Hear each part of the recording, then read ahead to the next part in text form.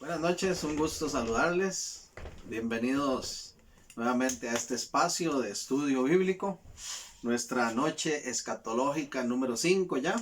Hemos ido avanzando en este tema de la escatología y hablamos la semana anterior de la importancia de tener un abordaje correcto a la hora de leer, de estudiar y de interpretar, de transmitir incluso, ¿verdad? Lo relacionado al tema de lo escatológico.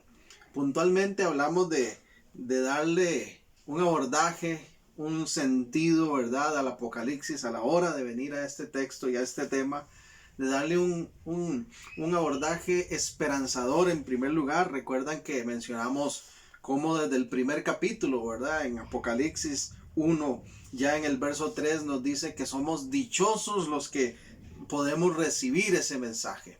Y significó el Apocalipsis, el mensaje del Apocalipsis significó esperanza para sus oyentes originales, y todo el texto nos habla del triunfo de la iglesia. Esa es nuestra esperanza. No debemos de abordarlo con miedo, ni con derrota, ni con otro sentimiento más que con ese sentimiento esperanzador. En segundo lugar, hablamos de darle un abordaje de obediencia. El mismo versículo 3 dice que somos dichosos de recibir ese mensaje, pero nos hace un reto, un imperativo, nuestro Señor, de guardar ese mensaje, de guardar en ese sentido, ¿verdad?, de poner en práctica, de valorar y de respetar ese texto con la intención de obedecerlo. A eso es lo que se refiere, ¿verdad? Nos demanda obediencia, nos demanda un compromiso de santidad, de perseverancia hasta el fin, para ser hallados, ¿verdad?, de manera digna delante de Dios como hijos suyos, agradecidos, apasionados por Él, entregados a Él de corazón, porque realmente queremos obedecerle a aquel que es nuestro Señor y nuestro Salvador. Hoy les dije que íbamos a abordar una tercera manera, un tercer enfoque, una tercera forma de abordar este tema de lo apocalíptico, el libro como tal, la escritura que nos llega. Y quiero referirme a algo muy importante y me parece muy necesario en estos tiempos por el contexto que estamos viviendo en nuestro país. Hoy vamos a hablar de tener un abordaje de interpretación abierta. Repito, un abordaje de interpretación abierta. ¿Por qué? Porque el Apocalipsis sin duda es un libro profundo, es un libro con contenido simbólico que provoca en gran manera ese deseo de interpretarlo, de conocer, ¿verdad?, sobre él, sobre su verdad, de aplicarlo, de comprenderlo. Pero muchas veces ese deseo, esa intención, esa interpretación no se hace de la manera correcta. Y me parece que incluso, sobre todo en Latinoamérica, ¿verdad?, y aquí en nuestro país, Costa Rica, este tema se ha caracterizado por tener más un énfasis oral, una transmisión verbal, ¿verdad? Lo que aquel cree lo transmite en una prédica, en una enseñanza o en una conversación, y de esa manera vamos recibiendo la interpretación del Apocalipsis de una forma muy oral, muy verbal, muy dinámica, y no necesariamente muy bíblica, muy exegética como tal, ¿verdad? No se profundiza un estudio serio del tema, y muchas veces casi que hay toda una tradición detrás de ese tema, y así se repite continuamente. Bueno, yo creo que eso ha llevado a que haya una interpretación muy cerrada del Apocalipsis. La iglesia protestante en Costa Rica se ha cerrado a una interpretación, a un tipo de escuela, a un tipo de interpretación de este texto. Y esa interpretación es la que domina el contexto, ¿verdad?, cristiano del presente. Muchos tienen una manera de pensar en cuanto a cómo se interpreta este texto, y están cerrados de que esa es la única interpretación y la correcta. Hoy estoy promoviendo la necesidad delante de ustedes de tener un abordaje más abierto, interpretativo. ¿Por qué? Porque tenemos que reconocer que no solamente hay una interpretación, no solamente hay una manera de ver. No podemos cerrarnos a eso que muchas veces nos puede llevar al error, sino que tenemos que reconocer que tenemos que abrirnos también a otras posiciones, a otras interpretaciones. En Costa Rica es evidente, ¿verdad?, que hay una posición que ha sido arrasadora en el ámbito de la iglesia evangélica, se conoce como el dispensacionalismo. Y muchos ni saben qué es el dispensacionalismo, pero repiten las premisas del dispensacionalismo una y otra vez y se cierran a que esa es la única manera de interpretar el Apocalipsis. Me parece importante y parte de mi responsabilidad como maestro en la palabra es que usted pueda conocer que hay otras posiciones y que tenemos que estar abiertas a esa realidad de que aunque el dispensacionalismo es lo que nos ha bombardeado por años, ¿verdad? Lo que ha llenado el corazón, el pensamiento de la iglesia cristiana, no significa que sea la única manera de abordaje interpretativo de la escritura que existe. Y no tampoco por eso significa que sea el único correcto. Tenemos que abrirnos entonces a tener una apertura, ¿verdad?, de aprendizaje, de crecimiento, de análisis, ¿verdad?, de estudio realmente de un tema tan valioso y tan importante como lo es todo lo relacionado a la escatología. No repetir por repetir, ¿verdad? El dispensacionalismo es una de las ramas, nace de verdad de lo que es una interpretación llamada futurista. Ya vamos a ver un poquito más adelante sobre esto, pero se cierra en algunos conceptos, ¿verdad?, y afirma algunas premisas y la iglesia las toma y no hay manera entonces de que nosotros reconozcamos que haya otro tipo de abordaje, un abanderado. Así que yo sé que usted va a identificar claramente de qué estoy hablando cuando digo dispensacionalismo. Es que hemos sido enseñados, discipulados, ¿verdad?, que la iglesia no va a estar presente durante ese periodo que el Apocalipsis enseña que se llamará tribulación, que la iglesia va a ser arrebatada y llevada con el Señor. Y entonces no va a estar presente en todo ese proceso. Dios la va a guardar de ese sufrimiento en alguna manera. Bueno, es importante que nosotros también veamos que esa no es la única interpretación, que hay otras escuelas, que hay otras propuestas que analizan el texto bíblico y que promueven otra cosa.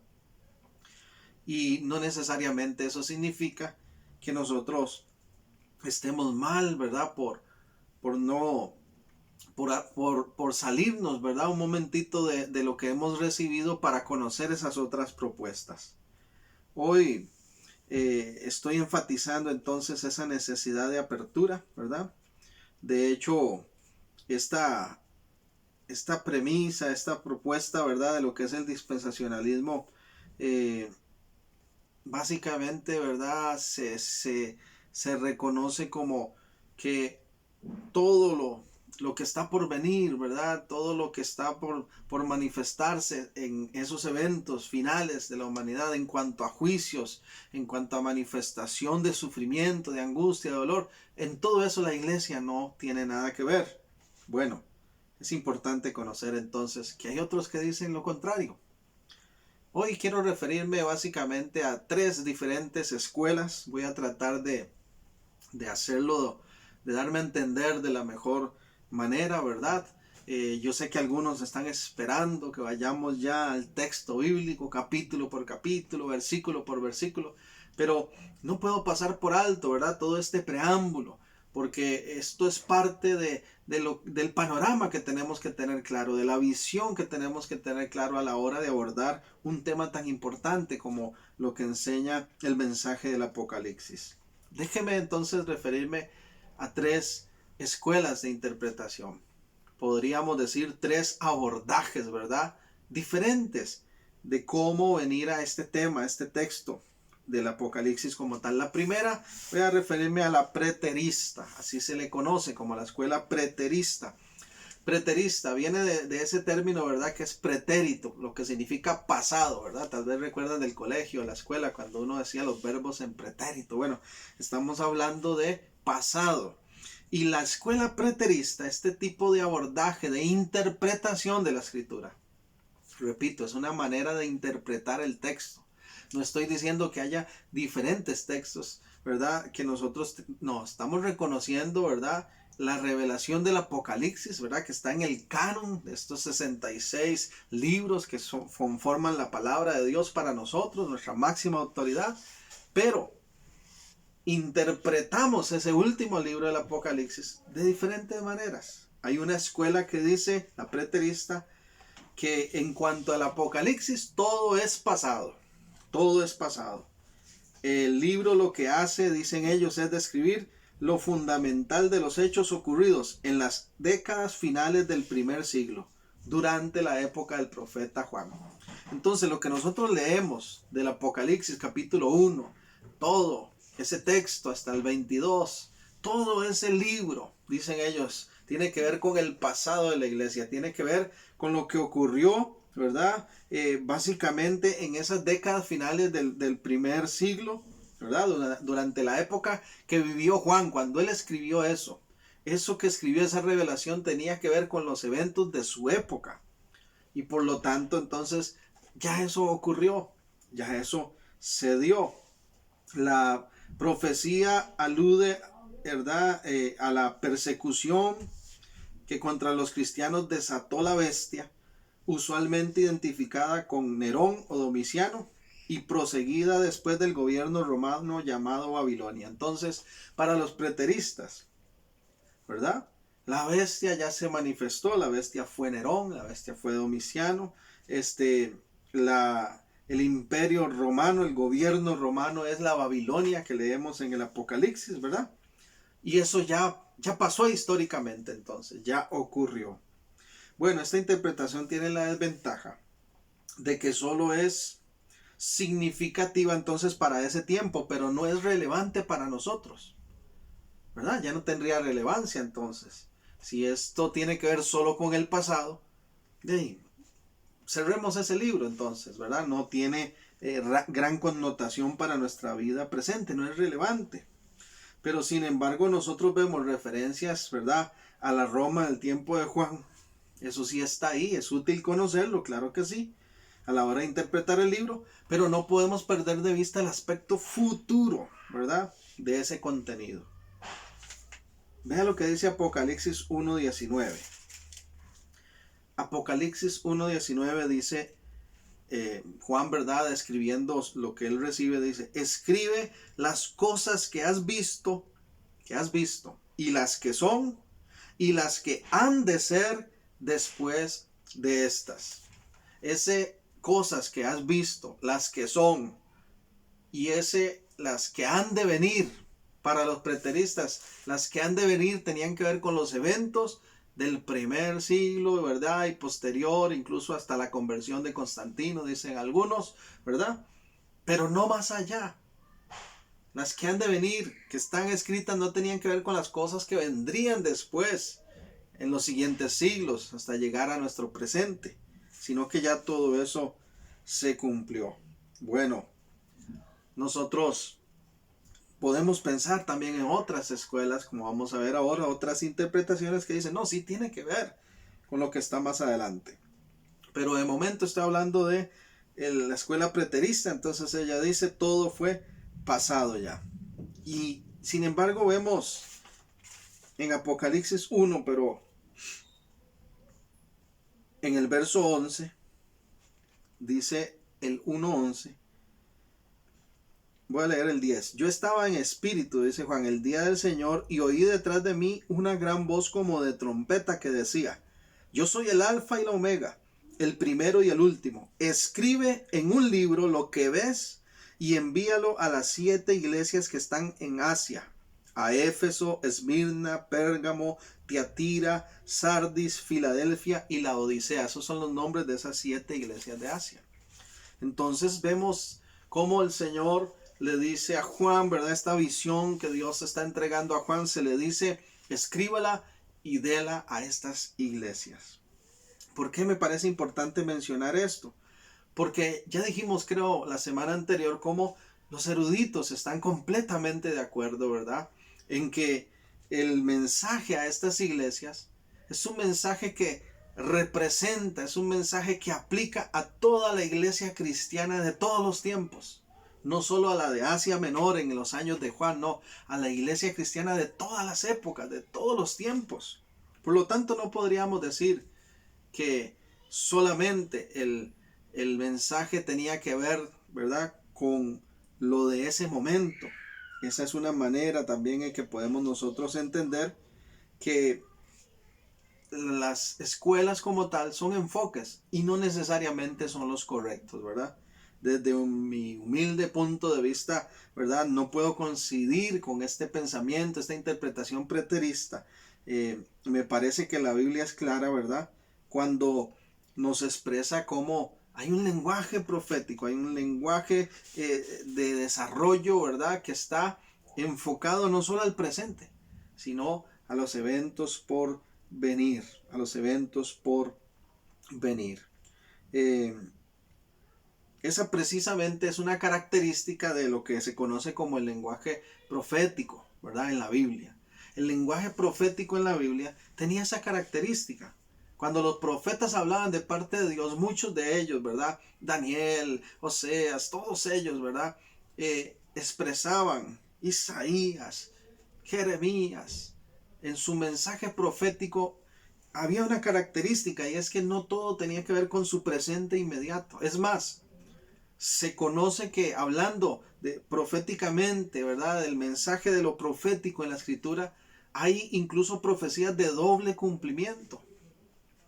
Era una característica, una manera de hablar, de un estilo, ¿verdad?, de expresar un mensaje de Dios en eventos relacionados al presente, ¿verdad?, ahí inmediato, a su realidad, pero también que podía cumplirse también hacia futuro. Por ejemplo, nosotros encontramos en el libro de Daniel, en el capítulo 11, en el verso 31, para los que anotan, Daniel 11, 31, nos habla de la abominación desoladora. Abominación desoladora. Eso sale allí en Daniel 11:31.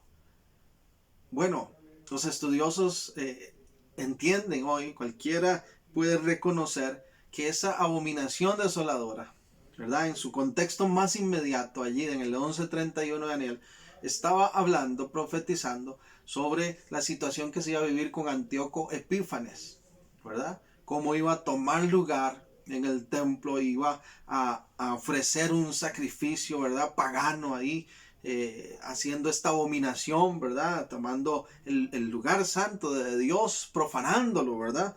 Pero esto que nos narra ahí vuelve a ocurrir posteriormente en el año 70, con el general Tito, ¿verdad? Como este general romano quien viene y destruye el templo, ¿verdad? Sitia la ciudad y vuelve a ocurrir ahí. Muchos ven ahí un doble cumplimiento de esta abominación desoladora. Otros apuntan y dicen, ambas nos están dirigiendo hacia un evento final, ¿verdad? Hacia un evento final, hacia el cumplimiento del surgimiento del anticristo, que es el que describe Apocalipsis. Cuando venga ese ser, cuando venga ese personaje, ¿verdad?, va a cometer la abominación desoladora, se sentará sobre el trono como si fuera, ¿verdad?, Dios digno de adoración, ¿verdad?, sobre el trono, sobre el lugar del templo, ¿verdad?, santo, va a recibir para él adoración, va a proponer y exigir, demandar adoración, y ahí se va a cumplir nuevamente, ¿verdad?, ese tipo de abominación desoladora como lo expresó Daniel. Entonces, digo esto nada más para hacer notar que cuando hablamos de un lenguaje apocalíptico, profético, definitivamente desde el Antiguo Testamento y aún del Nuevo podemos confirmar cómo lo que Dios está transmitiendo va más allá. Es más extenso, ¿verdad?, que lo que tenemos inmediatamente frente a nuestros ojos o lo que tenían estas personas en ese momento. Difícilmente un libro como este, Apocalipsis, entonces, tiene que ver solo con el pasado. Porque cuando se estudia más a fondo, podemos empezar a identificar, a reconocer que hay muchos aspectos de cosas que han venido cumpliéndose y cosas que faltan por cumplirse aún y que han de ocurrir porque así lo ha establecido el Señor. Una segunda escuela se conoce como la historicista, ¿verdad? Es un enfoque más histórico, más cronológico. Trata de acomodar, ¿verdad? Ver este mensaje del Apocalipsis como un cuadro que se va dando a través de toda la historia, ¿verdad? Cronológicamente. Desde, ¿verdad? Hablamos de la venida de Cristo hasta su segundo retorno, todo eso que va ocurriendo con la iglesia, todo eso que va ocurriendo con la humanidad. Ese es un enfoque historicista, ¿verdad? Ver eso de esa manera. Es la que afirma, ¿verdad? Que contrario a los preteristas, ellos dicen, el Apocalipsis no todo es pasado, pero a la vez no todo es futuro. Entonces, los preteristas decían, tiene que ver con el pasado, tenía que ver con el tiempo de Juan, con el tiempo de las iglesias, lo que vivieron allá en Asia, pero hasta ahí.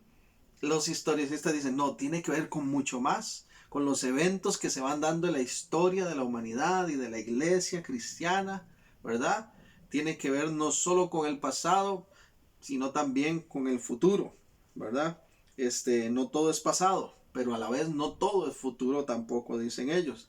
Hay una combinación de ambas partes, ¿verdad?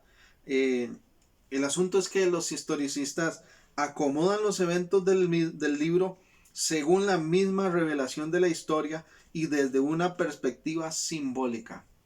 Entonces ven el relato del Apocalipsis y dicen, este texto aquí, esto de la bestia o esto del anticristo, simboliza, representa este evento en la historia de la humanidad.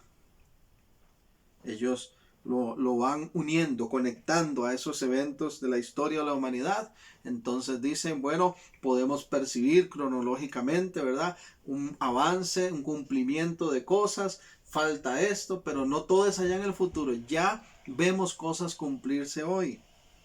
Ok. Quienes defienden esta teoría, esta interpretación, me llama la atención un autor Lat, ¿verdad? Que dice que ellos se las arreglan ingeniosamente para encontrar en la historia política humana el cumplimiento de algunas de las visiones apocalípticas, tratando de hacer que las secciones del Apocalipsis encajen con eventos históricos específicos. Para tratar de aclarar esto aún más. Para los historicistas, por ejemplo, cuando se da la manifestación del papado, ¿verdad? En los tiempos de la Reforma, ellos dicen, el papa es la bestia.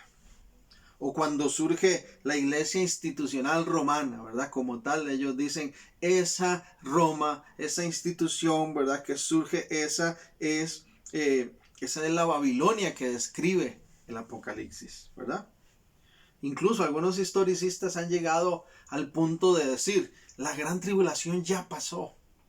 Cuando Hitler mató a más de 6 millones de judíos, ahí fue la gran tribulación y Hitler era el anticristo.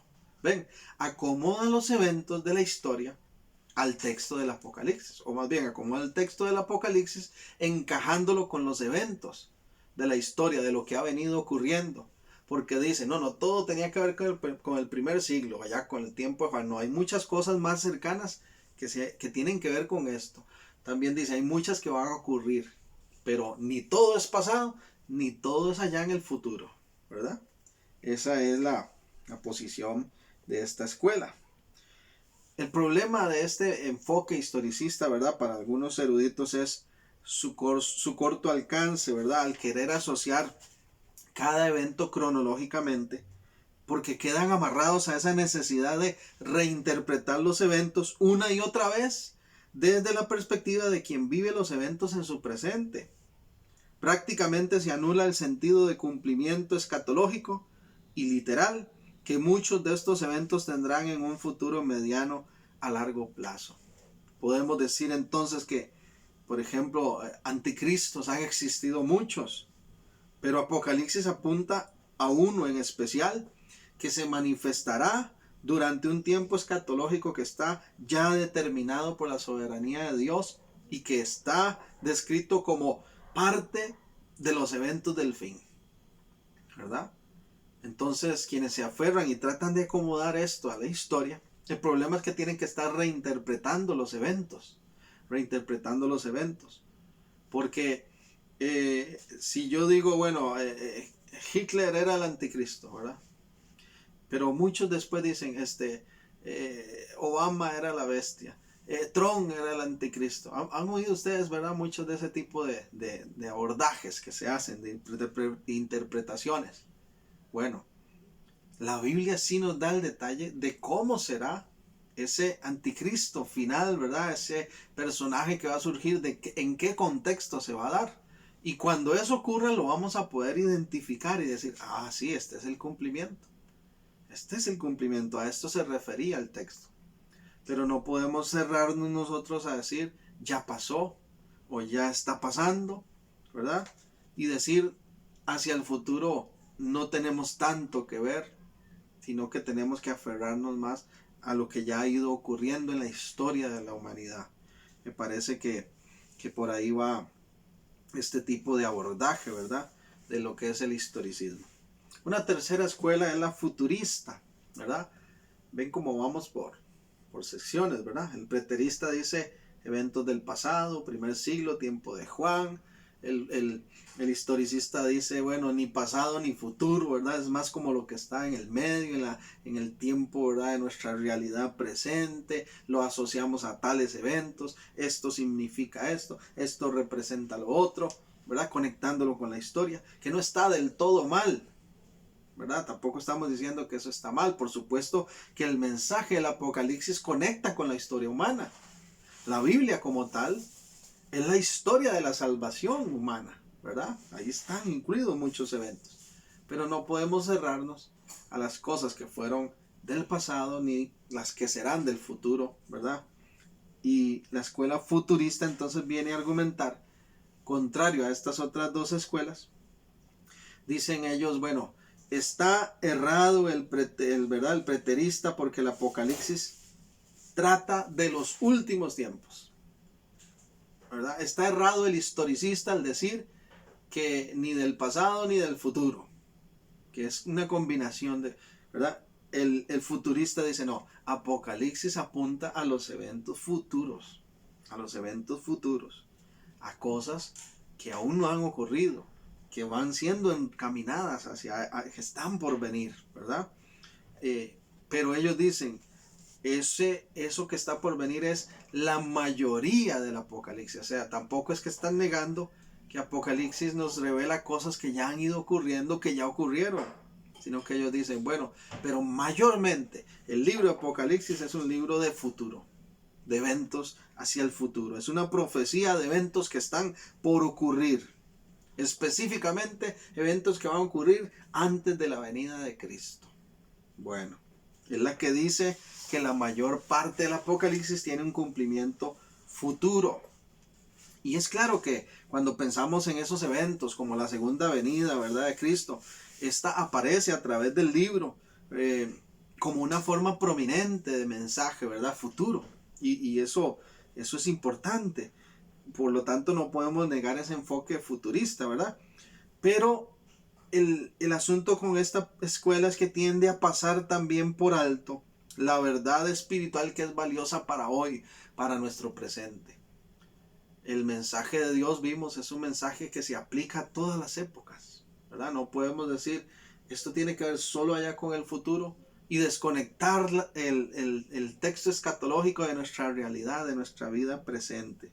Eso también sería entonces un error. El libro, según los futuristas, entonces dice, alcanzará su cumplimiento final cuando aparezca el último anticristo y Cristo regrese, Cristo vuelva. Ese es el punto de vista futurista. George Latt dice, él divide, ¿verdad?, esta escuela futurista en dos ramas, en dos puntos de vista, dos tipos de futurismo. El extremo que es conocido como el dispensacionalismo, y el futurista moderado, que es conocido como el premileniarismo. Entonces, hasta aquí. Hay una escuela, hay una manera de interpretar este tema del Apocalipsis que es, ¿verdad?, más hacia el pasado, ¿verdad? Que estamos hablando de lo que es la preterista. Hay una más histórica que trata de decir, bueno, ni el Apocalipsis no habla todo del pasado, tampoco todo el futuro, pero ya está ocurriendo hoy, y conecta y trata de interpretar ese mensaje diciendo esto es simbólico y lo que representa es esta realidad de eventos de la humanidad. Y luego viene una futurista que dice no podemos perder de vista. Ellos dicen lo que mayormente enseña el Apocalipsis es hacia futuro. Cosas que ya vamos acercándonos, pero que son eventos por ocurrir. Y sobre todo nos habla de esos eventos que están más cercanos, próximos al regreso de Cristo.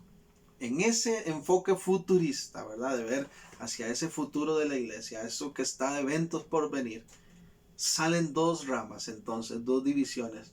El dispensacionalismo, que para algunos es más extremo, y el premileniarismo, que para algunos es más moderado.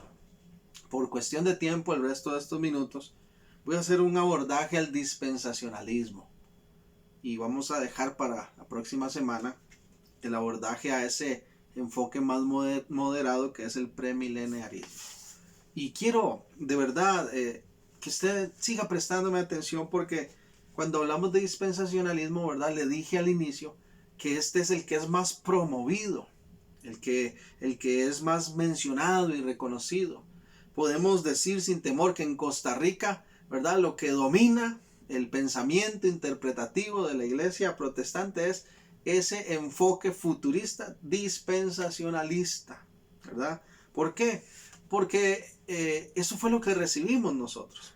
Recuerde que hablando, ¿verdad? Históricamente, el evangelio llega a Costa Rica, tiene un gran impacto a través de ese instrumento que en su momento fue Norteamérica. Cuando los estadounidenses, los misioneros llegan a nuestro país, ellos defienden, ellos promueven este abordaje dispensacionalista, y entonces hacen que nosotros, como costarricenses, ¿verdad? Protestantes, nos afiliemos también a ese abordaje interpretativo, a esa manera de ver el Apocalipsis desde un punto de vista futurista, desde un punto de vista dispensacionalista. ¿Qué es esto de dispensacionalismo? Bueno, el dispensacionalismo reconoce el curso de la historia cristiana a través de dispensaciones. Dispensaciones podríamos decir algo así como bloques, como segmentos, como etapas, ¿verdad? Puntualmente, el dispensacionalismo dice que la humanidad cristiana, ¿verdad? La iglesia cristiana pasa por 7 dispensaciones, por 7 bloques. El dispensacionalismo dice, ahorita en el presente estamos viviendo lo que se conoce como la dispensación de la gracia. Es decir, la etapa ahorita que vive la iglesia cristiana en el mundo es una etapa de la gracia de Dios. O también algunos dicen es el bloque de la iglesia, expresando, recibiendo, manifestando esa gracia de Dios. Bueno, lo que sigue a esta etapa, ¿verdad? Sería la última dispensación, que sería la del reino milenial. La del reino milenial. Entonces, ellos ven 7 etapas, 7 dispensaciones. El dispensacionalismo, ¿verdad? Nos apunta a esto y nos dice, estamos ahorita en una etapa, en una dispensación, en un bloque, en un segmento de la historia cristiana de la iglesia que se llama periodo de la gracia. Vivimos ahorita en la gracia y vamos próximamente a pasar a una última dispensación, es la que falta nada más, que ya será el reino milenial. Bueno, este enfoque nos afirma, el dispensacionalismo afirma rotundamente que si nosotros leemos el Apocalipsis, ¿verdad? A partir del capítulo 4 en adelante, ¿verdad? A partir del capítulo 4 en adelante, todo se refiere a futuro. Es decir, que en el capítulo 1, 2 y 3, lo que ahí habla no tiene que ver nada con el futuro de la iglesia. Ellos dicen eso es, ¿verdad? Como futuristas, que son la parte que reconocemos que ya ocurrió. Pero como mayormente el Apocalipsis tiene que ver con futuro, ellos dicen del 4 en adelante, entonces todo tiene que ver, ¿verdad? Con es esos eventos futuros de la iglesia, de lo que está por venir. Afirma entonces que del capítulo 4 en adelante todo se refiere al futuro, y una característica, ¿verdad?, fundamental que reconoce el dispensacionalismo, ¿verdad? Si dijéramos la bandera principal, ¿cómo sé yo que alguien es dispensacionalista? ¿O cómo sé yo que en mi iglesia creen en esta interpretación del dispensacionalismo? ¿O que yo fui enseñado y lo que oí es dispensacionalista? Bueno, hay un abanderado principal, y es que el dispensacionalismo cree que lo relacionado a la segunda venida de Cristo tiene que ver con dos eventos,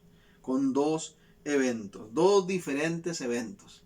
Primero, ¿verdad?, ese evento donde Cristo viene, lo que se conoce como el rapto de la iglesia. Ese es un primer evento, ¿verdad?, donde arrebata a la iglesia y se la lleva con él en el aire, ¿verdad?, antes de la tribulación que describe Apocalipsis.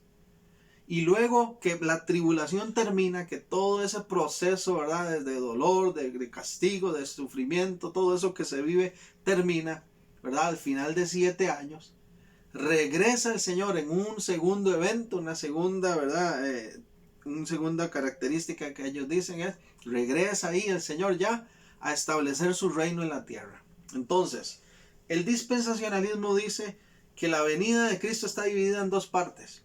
Una, Cristo va a venir y va a arrebatar a la iglesia, se la va a llevar en el aire, a las nubes, al cielo, ¿verdad? Y estaremos con Él durante 7 años mientras está ocurriendo la tribulación. Y número 2, regresarán cuando Cristo vuelva y pues se pose sobre la tierra. Ahí, entonces, estará cumpliéndose, ¿verdad?, esa segunda etapa, ese segundo evento, ¿verdad? Entonces, es parte de lo que el dispensacionalismo promueve y conoce. Esa palabra arrebatar, de donde viene el rapto de la iglesia, esa palabra arrebatar está extraída, ¿verdad? Es extraída, el dispensacionalismo la interpretó a partir de 1 de Tesalonicenses 4, versículo 17. 1 de Tesalonicenses. Ahí es donde aparece la palabra arrebatar, y entonces de ahí se genera esta interpretación. Primera de Tesalonicenses 4, 17 dice: luego nosotros, los que vivimos, los que hayamos quedado, seremos arrebatados juntamente con ellos en las nubes para recibir al Señor en el aire, y así estaremos siempre con el Señor. ¿Ven? Luego nosotros que vivimos, los que hayamos quedado, seremos arrebatados juntamente con ellos en las nubes para recibir al Señor en el aire, y estaremos para siempre con el Señor. Ahí se refiere entonces que va a haber un traslado. Esa palabra arrebatar, ¿verdad? Esa palabra arrebatar se interpreta entonces por el dispensacionalismo como un traslado de los creyentes vivos, ¿verdad?, de esta mortalidad terrenal, ¿verdad?, a pasar a esa inmortalidad celestial, de esa experiencia, ¿verdad?, de ser llevado de este lugar a otro lugar, que, ¿verdad?, ser llevados por el Señor en los aires para encontrarnos con Él. Eso es el enfoque de ese arrebatamiento. Apocalipsis 4.1, ¿verdad? Apocalipsis 4.1, entonces, se entiende también, Apocalipsis 4.1 es interpretado como la profecía que expresa el cumplimiento de ese rapto. Entonces el dispensacionalismo dice, en Apocalipsis 4.1 vemos cómo se cumple ese arrebatamiento del que habló Pablo en Tesalonicenses. Dice así Apocalipsis 4.1: después de esto miré, y he aquí una puerta abierta en el cielo, y la primera voz que oí, como de trompeta hablando conmigo, dijo: sube acá, y yo te mostraré las cosas que sucederán después de estas. ¿Ves? Entonces dice, como Juan, ¿verdad?, se le dijo: sube acá y te mostraré. Eso también nos representa lo que va a ocurrir con la iglesia, dice el dispensacionalismo. Va a ser arrebatada, se le va a decir: sube acá, ¿verdad?, en un evento específico, y estaremos con el Señor ahí 7 años, ¿verdad? Y luego de los 7 años va a bajar el Señor a la tierra en su segunda venida como tal, ya a reinar, va a venir junto con la iglesia. Perdón. Además, el dispensacionalismo promueve otra cosa muy importante. El dispensacionalismo dice que el Apocalipsis demuestra, el Apocalipsis nos aclara que Dios está trabajando no con un solo pueblo, sino con dos pueblos. ¿En qué sentido? El dispensacionalismo dice una cosa es Israel y otra cosa es la iglesia. Entonces hay eventos del Apocalipsis que tienen que ver con Israel específicamente y hay otros que tienen que ver con la iglesia como tal, con los gentiles, con la iglesia gentil. El arrebatamiento entonces tiene que ver con la iglesia gentil. Pero otros eventos, ¿verdad? Tienen que ver con Israel. Entonces, yo anoté esta frase así.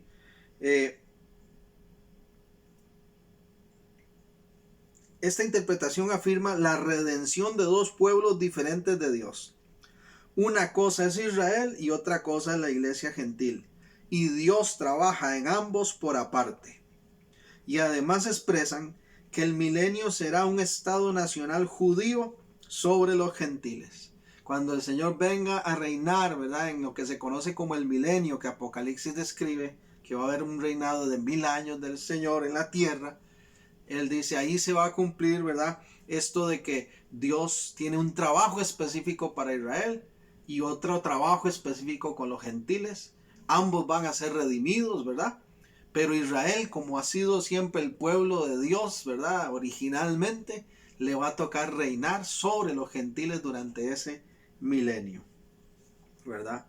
El dispensacionalismo entonces nos dice, ahorita estamos en el periodo de la gracia, que es el periodo que tiene que ver con la iglesia, no con Israel. Pero después del arrebatamiento, Dios va a volver su mirada otra vez a Israel para que Israel sea salvo y reine. Entonces, eso también lo enseña el Apocalipsis. Por eso usted ve que es muy común en las iglesias cristianas con ese trasfondo dispensacionalista tener un énfasis muy importante hacia Israel, ¿verdad? Israel es el pueblo de Dios, Israel es el reloj de Dios, dicen algunos. Israel, tenemos que tener la mirada en todo lo que pasa con Israel, ¿ve? Porque el dispensacionalismo dice, ahorita estamos con la iglesia, pero en el momento en que Dios vuelva la mirada a Israel y lo restaure como nación, ahí vamos a ver entonces muchos de estos eventos realmente cumplirse y se instaurará un reino milenial en el cual dice, incluso Israel va a reinar sobre los gentiles. Bueno, reitero lo que dije antes, esta posición del dispensacionalismo es la más promovida. El dispensacionalismo también, otro aspecto que podemos agregar es que es muy literal, muy literal, es sumamente literal. Yo no sé si usted recuerda, como le dije antes, lo que nos llegó inicialmente a Estados Unidos fueron discipulados, películas, ¿verdad? Material educativo, todo era dispensacionalista. Entonces era común ver películas donde se tomaban literalmente los eventos, ¿verdad? Cuando dice ahí que aparecía un monstruo con cola de alacrán y con tenazas y cosas así, ¿verdad? En las películas se veía eso, ¿verdad? Venir, dañando a la gente, hiriendo a la gente, porque el dispensacionalismo tiene un enfoque muy literal de los eventos narrados por el Apocalipsis y entonces eso ha generado una cultura del miedo, como les decía antes. Que la gente decía, tengo que entregarme a Cristo porque qué miedo, ya viene el fin y vienen los castigos. Pero bueno, ese punto de vista dispensacionalista es el que más ha corrido a nivel nacional, pero no es el único, no es el único. En resumen, para ir finalizando, mi propuesta es que tenemos que tener un abordaje, ¿verdad?, más abierto, conocer la realidad de que hay varias maneras de interpretar el Apocalipsis, que se pueden resumir, ¿verdad?, en lo que hemos dicho hoy, básicamente en tres grandes escuelas de interpretación. La preterista, que afirma que el Apocalipsis tiene que ver con los hechos ocurridos en las décadas finales del primer siglo, ¿verdad?, durante la época que vivió Juan. En segundo lugar, la escuela historicista, que afirma que el preterista está equivocado, que en el Apocalipsis no todo es el pasado, pero que al mismo tiempo no todo es el futuro y que trata de conectar esos eventos con la realidad histórica, ¿verdad? Presente. Todo está ocurriendo cronológicamente, ¿verdad? En un orden específico a través de la historia. La tercera escuela, la futurista, entonces es la que nos dice que la mayor parte del Apocalipsis, ¿verdad? Tiene que ver con eventos futuros, con un cumplimiento futuro, porque el Apocalipsis precisamente trata de los últimos tiempos, ese es su tema central. Es mayormente una profecía de eventos que están conectados con ese gran evento que es el regreso de Cristo a la tierra por segunda vez. Y de esta última posición futurista, este último enfoque, ¿verdad? Salen dos ramas, una más moderada, que es el premileniarismo, y una más extrema, que es el dispensacionalismo. Entonces del dispensacionalismo, ¿verdad? Ya veníamos hablando ahora al final, ¿verdad? El dispensacionalismo nos dice que estamos viviendo ese periodo de la gracia, defiende que la iglesia cristiana no va a pasar por la gran tribulación, vamos a ser antes arrebatados, y que el regreso de Cristo está dividido entonces en dos etapas. Uno, la iglesia sube, es arrebatada en los aires, llevada por el Señor, está en el cielo con él 7 años, mientras en la tierra está pasando la tribulación. Y dos, al final de esos 7 años, cuando termina la tribulación, Cristo regresa a la tierra junto con la iglesia para reinar. Para reinar. La próxima semana entonces nos referiremos a esa rama del enfoque futurista, ¿verdad? Que es más moderado y que se conoce, les dije, como el premileniarismo, el cual admito, ¿verdad? Que es mi manera preferida de ver el mensaje del Apocalipsis, de abordar este tema. Durante mucho tiempo, al igual que muchos de ustedes posiblemente, fui instruido en el dispensacionalismo, fui bombardeado por el dispensacionalismo, pero conforme fui teniendo oportunidad de estudiar más, de capacitarme más, de conectarme más con este tipo de abordaje abierto de la escritura, me fui dando cuenta que desde mi punto de vista el premileniarismo, ¿verdad?, tiene más peso, ¿verdad?, para mí, de interpretación a través de la palabra de Dios. Y de eso quiero hablarles la próxima semana. Básicamente el premileniarismo no es muy gustado, ¿verdad? No ha sido muy popular, porque a diferencia del dispensacionalismo nos dice que la iglesia sí pasa por la tribulación, que la iglesia sí pasará ¿verdad?, por la tribulación, o completa o por lo menos por una parte de ella. Pero bueno, vamos a ver eso la próxima semana. Espero que haya sido de provecho nuestro tiempo de hoy. Que Dios le continúe bendiciendo. Hasta pronto.